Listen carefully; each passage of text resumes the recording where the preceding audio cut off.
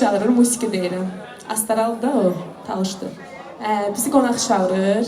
Musa oradan görsün yığacaq mənə ki, mən sən nə vaxt qonaq çağırmışam. Biraz simic dostumuz. 50 cibin atanlardan deyil yani maalesef. Eybi yox, Musa özümüz xəşləyəcəyik, narahat olma. Sən bizi birdən yol izi göstər. Gələcəyik hamımız. Astara gitmesin, necə də orada var?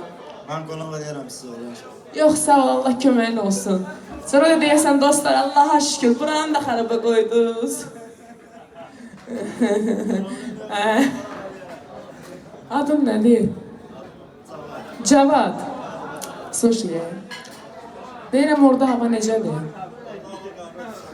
Qar yağır bana. Bildim, sən nə vaxt gəlmişsən oradan? Deyəsən, bir ildə çıxmışsan oradan, Masallıdan. Neçə gündür gəl? 2 gündür. Yanvar mı onu da? Yox, rəfədən fevral. Qarışdırdım aylarını, neysə yenə.